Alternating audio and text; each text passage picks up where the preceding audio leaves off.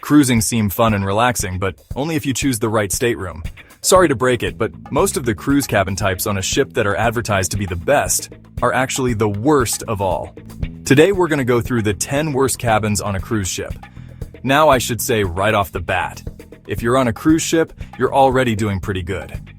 I'd still rather be in the worst cabin at sea than sitting at home making this video. You might completely disagree with one of the cabins I picked as the worst on a cruise ship. And that's okay.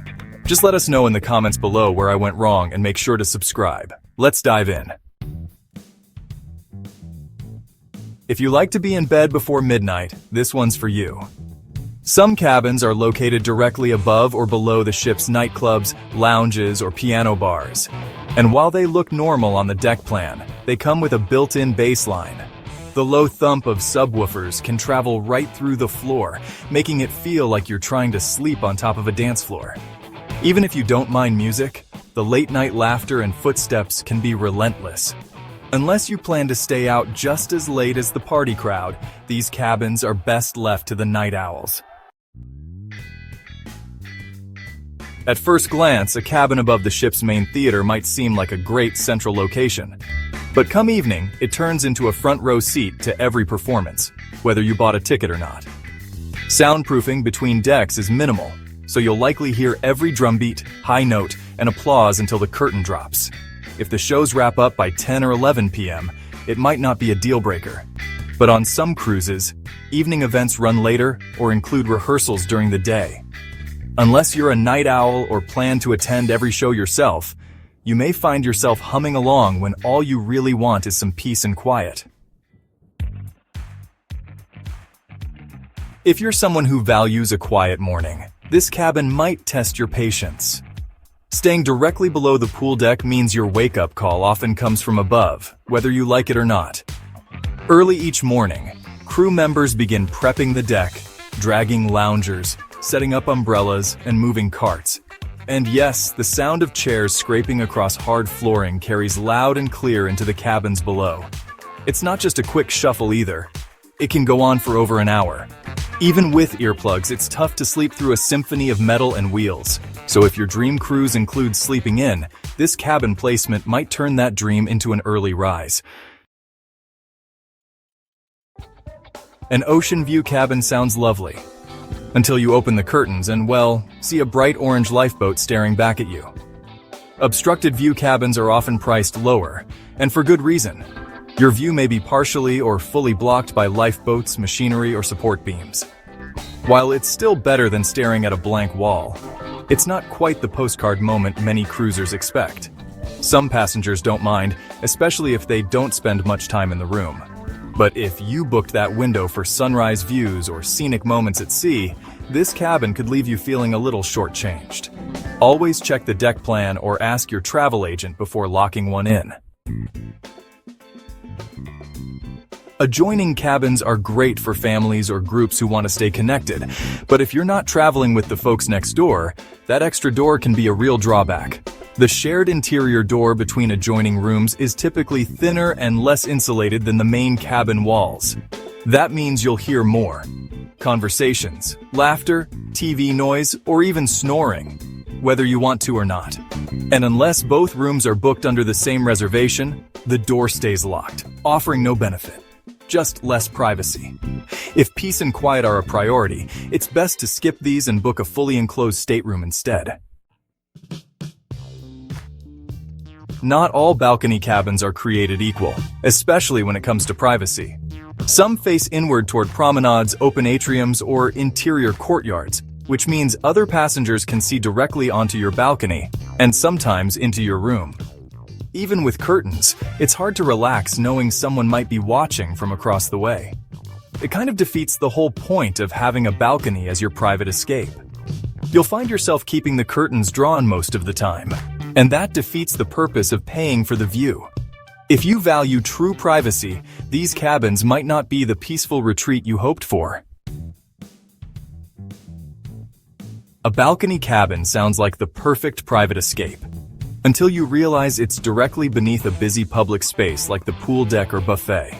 On some ships, these cabins jut out slightly, giving people above a clear view of your balcony. So while you're trying to enjoy a peaceful moment, someone in a swimsuit might be peering down at you with a plate of fries. It's not exactly the secluded ocean experience many cruisers imagine. And it's not just the visibility. These areas can be noisy too, with foot traffic and dragging chairs right above you. If you prefer a quiet, private balcony, this isn't the spot. If you're prone to motion sickness, the location of your cabin can make or break your cruise. Cabins at the very front or back of the ship tend to feel the most movement, especially in rough seas. Yes, the forward view is dramatic, and the aft wake is beautiful. But those spots also rock the most when the ship hits waves or wind. The middle of the ship, particularly on lower decks, is much more stable and tends to sway less. Even experienced cruisers sometimes get caught off guard by how much movement they feel in the wrong spot. So if you're sensitive to motion, book midship and stay steady. If you're not a morning person, steer clear of cabins near the ship's anchor mechanism, usually located at the front of the lower decks. When the ship arrives at port, the anchor chain gets released with a loud, metallic clatter that can jolt even the deepest sleeper awake. It's not a gentle rumble. It's a full-on industrial soundtrack, often before sunrise. Early risers and light sleepers might not mind, but if you're hoping to sleep in, this noise will absolutely ruin your morning. Unless you're fascinated by maritime equipment at 6 a.m., you're better off booking farther away. Lower deck cabins, often on deck 1 or 2, are usually the most budget-friendly options on the ship, but that lower price comes with some trade-offs. You're farther from the main action, meaning lots of elevator rides or stair climbs just to reach dining, entertainment, or the pool. And during busy times, the elevators can be slow or packed. These cabins also tend to have more engine vibration and occasional noise from below-deck operations. Yes, you'll save money, maybe even a lot, but unless you're ready for extra walking and a little more noise, it might not feel like much of a bargain. Most cruisers avoid inside cabins like the plague. No windows, no views. Some say it's like sleeping in a shoebox at sea. So why do I keep booking them over and over again? Well, after more than 30 cruises and thousands of dollars saved, I can tell you this: inside cabins are one of the most underrated travel hacks in cruising. They're not glamorous, they're not scenic, but they've let me travel farther, cruise more often, and actually enjoy my vacations more. And today, I'm going to show you why I always choose an inside cabin, even when I could afford something bigger. Plus, I'll share the unexpected perks most cruisers don't realize, including how one of my balcony upgrades totally backfired. Let's get into it. Let me be brutally honest. I wouldn't be able to cruise half as much if I didn't choose inside cabins. These rooms have saved me thousands of dollars, and I'm not exaggerating. While everyone else is overpaying for ocean views and balconies they barely use, I'm stretching my budget and going on twice as many cruises. One time, I compared 2 identical sailings. Same ship, same itinerary. The inside cabin, $900 cheaper. That's an entire Caribbean shore excursion package, flight upgrade, and drink package. All covered by what I didn't spend on a view I'd barely be in the room to see. And here's the real trick no one talks about. Book early, then reprice often. Cruise prices can drop weeks before departure, and if you haven't hit final payment, you can usually rebook at the lower rate. It's how I've saved hundreds of dollars mid-booking, sometimes without lifting a finger. Most people don't realize this, but inside cabins aren't a downgrade. They're a strategy. This might sound crazy, but inside cabins are actually some of the quietest places on the entire cruise ship. Yeah, the rooms people say are cramped and claustrophobic, they're also the only place where you can actually escape the noise. See, on one cruise, I stayed in a promenade view room, a window cabin that looked out over the ship's interior boardwalk. It sounded fun on paper, until midnight karaoke started echoing through the walls. Kids were screaming, glasses clinking. The hallway lights never dimmed. We barely slept. But the next cruise, I went back to my trusty inside cabin. No windows, no noise, no distractions, just pure silence and the darkest sleep I've had in years. And here's the trick. If you book an inside room that's sandwiched between other cabins, away from the theater, elevators, or nightclubs, it becomes your own personal sleep sanctuary. No footsteps above you, no bass thumping from the nightclub, just you, your pillow, and blackout-level silence. I didn't realize how much I valued peace until I finally got it. This might be the biggest surprise of all. Inside cabins, the cheapest rooms on the ship, actually give you the best sleep you'll ever have on vacation. No balcony, no window, no sunlight, and that's exactly why they work. One cruise, I stayed in a balcony cabin facing the ocean. Gorgeous view. But every single morning, the sun came blasting through the curtains at 6 a.m. like a spotlight. I couldn't sleep in, even when I wanted to. The next cruise, I went back to my usual inside cabin, and it was a total game changer. I slept 9 hours straight. No alarms, no light leaks, no interruptions, just pure, uninterrupted blackout. And here's the thing most people don't realize. It doesn't matter if it's 3 p.m. or 3 a.m. In an inside cabin, your body thinks it's midnight. That means instant naps, deeper sleep, and more energy for your actual vacation. On port-heavy cruises, when you're waking up early and walking 10,000 steps a day, that kind of rest is everything. You didn't come on vacation to wake up tired. You came to feel amazing. And ironically, the room that helps you do that is the one most people overlook. You might think an inside cabin is cramped, awkward, and barely livable. But here's the truth. These rooms are way more functional than people give them credit for. And in some cases, they actually work better than bigger cabins. Let me explain. On one of my first cruises, I was nervous about booking an inside room. I imagined bumping into furniture, nowhere to put my things, no space to move. Basically sleeping in a closet at sea. But when I walked in, I was shocked. Everything had a place.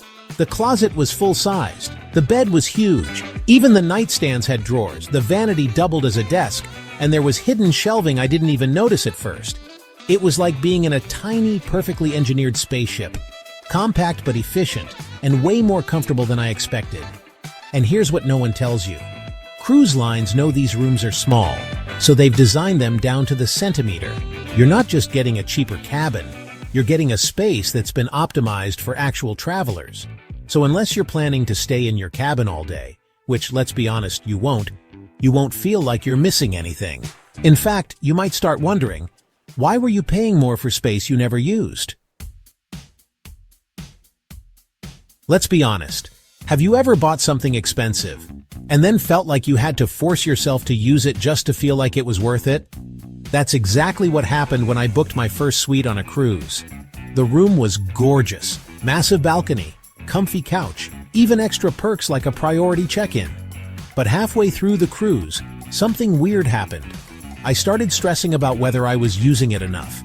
Should I be relaxing more in the room? Should I skip this show and enjoy the balcony? Should I stay in and get my money's worth? Suddenly, I wasn't thinking about what I wanted to do. I was thinking about what I should do to justify the price. Now compare that to cruising in an inside cabin. I sleep, I shower, I leave. That's it. And because I'm not paying for luxury, I don't feel obligated to use it. No guilt, no pressure, no second-guessing my fun. I can spend my days exactly how I want, from sunrise at the buffet to late-night karaoke, without once thinking, should I be in my room right now? Sometimes, the best value isn't what gives you more.